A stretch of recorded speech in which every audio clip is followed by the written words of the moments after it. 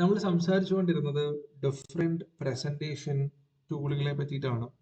ഗാമയിൽ നമ്മൾ ക്രിയേറ്റ് ചെയ്ത ഒരു പ്രസന്റേഷൻ എങ്ങനെയാണെന്ന് നമ്മൾ കണ്ടു. അതിന്റെ പ്രശ്നങ്ങൾ നമ്മൾ ഡിസ്കസ് ചെയ്തു. ഇനി വരുന്ന ദിവസങ്ങളിൽ ഈ പ്രശ്നങ്ങൾ നമ്മൾക്ക് എങ്ങനെ സോൾവ് ചെയ്യാം, അല്ലെങ്കിൽ ഈ പ്രശ്നങ്ങൾ ഇല്ലാതെ നമ്മൾക്ക് എങ്ങനെ ഒരു പ്രസന്റേഷൻ ബിൽഡ് ചെയ്യാം എന്ന കാര്യങ്ങളാണ് നമ്മൾ സംസാരിച്ചത്.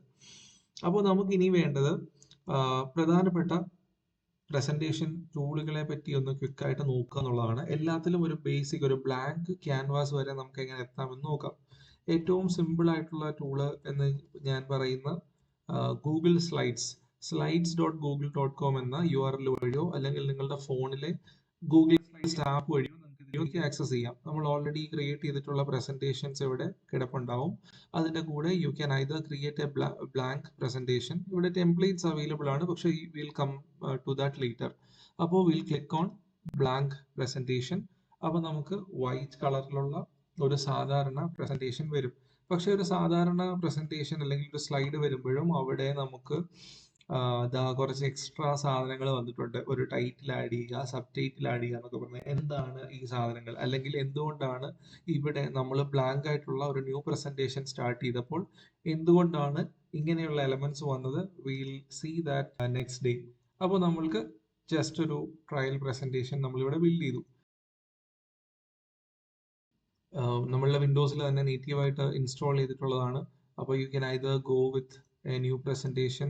ഇവിടെ ഒരു ബ്ലാങ്ക് പ്രസന്റേഷൻ പോകാം, അല്ലെങ്കിൽ ന്യൂവിൽ പോയിട്ട് നമുക്ക് ഓൺലൈൻ ആക്സസ് ഉണ്ടെങ്കിൽ you can search for office templates and all. Click on A blank presentation. ഇവിടെയും കണ്ടോ ചെറിയ ചില ഒരു ഫോൺ സൈസിലൊക്കെ വ്യത്യാസം ഉണ്ടെന്നേ ഉള്ളൂ, പക്ഷെ ഇവിടെയും ഒരു സിമിലർ ഇന്റർഫേസ് ആണ് നമുക്ക് കിട്ടുന്നത്. അതുകൊണ്ടാണ് പ്രസന്റേഷൻ അല്ലെങ്കിൽ പവർ പോയിന്റിനും ഗൂഗിൾ സ്ലൈഡ്സിനും ഒരുപാട് സിമിലാരിറ്റി ഉണ്ട് എന്ന് നമ്മൾ പറയുന്നത്. canva.com എന്ന URL പോയി കഴിഞ്ഞാൽ you will be able to either login or create an account. ക്യാൻവയിൽ നിങ്ങൾക്ക് ഓൾറെഡി ഒരു അക്കൗണ്ട് ഉണ്ടെങ്കിൽ അതിലേക്ക് ലോഗിൻ ചെയ്യാം, ഇല്ലെങ്കിൽ നിങ്ങൾക്ക് സൈൻ അപ്പ് ചെയ്യാം. അവിടെയും നമ്മൾക്ക് ഗൂഗിൾ അക്കൗണ്ട് ഉപയോഗിച്ച് തന്നെ, ഓൾറെഡി നിങ്ങൾ ലോഗിൻ ചെയ്തിട്ടുണ്ടെങ്കിൽ നമുക്ക് ആ ഗൂഗിൾ അക്കൗണ്ട് ഉപയോഗിച്ച് തന്നെ സൈൻ ഇൻ ചെയ്യാൻ സാധിക്കും. And once you are in, നമ്മൾ ഫസ്റ്റ് ടൈം ആണ് ചെയ്യുന്നതെങ്കിൽ you can choose any of these options. Doesn't make much difference, but still if you are a teacher, go with the teacher account. And നമ്മൾ എവിടെയാണ് പഠിപ്പിക്കുന്നത് എന്നൊക്കെയുള്ള കാര്യങ്ങൾ നമ്മൾക്ക് വേണമെങ്കിൽ ഇതിലേക്ക് ആഡ് ചെയ്ത് കൊടുക്കാം. So that's it. So your new account is ready. ഇനി നമ്മൾക്ക് ഇവിടുന്ന് Canva we have dealt in detailed in our workshops, അവിടെയൊക്കെ നമ്മൾ പറഞ്ഞിട്ടുണ്ട്. ഇവിടെ നമ്മളുടെ ഉദ്ദേശം എന്ന് പറയുന്നത് ക്യാൻവ ഉപയോഗിച്ച് ഒരു പ്രസന്റേഷൻ ക്രിയേറ്റ് ചെയ്യുക എന്നുള്ളതാണ്. So will click on presentation. ക്യാൻവയിൽ ഏത് ടെംപ്ലേറ്റ് ക്രിയേറ്റ് ചെയ്യാനും ഇതേ രീതി തന്നെയാണ് നമ്മൾ അപ്രോച്ച് ചെയ്യുന്നത്. സോ ഒരു പുതിയ പ്രസന്റേഷൻ സ്റ്റാർട്ട് ചെയ്തു. അപ്പോൾ നേരത്തെ കാണുന്നത് പോലെ തന്നെ പ്രസന്റേഷന്റെ ഒരു ഡീഫോൾട്ട് സ്റ്റൈൽ ഉണ്ട്, 16:9 എന്ന പ്രപ്പോർഷനിൽ. So we have that here. ഇത് ആദ്യം നമ്മൾ ഉപയോഗിക്കുമായതുകൊണ്ടാണ് ഇത്തരം ഡീറ്റെയിൽസ് ഒക്കെ ഇവിടെ വരുന്നത്. Now we have a blank presentation.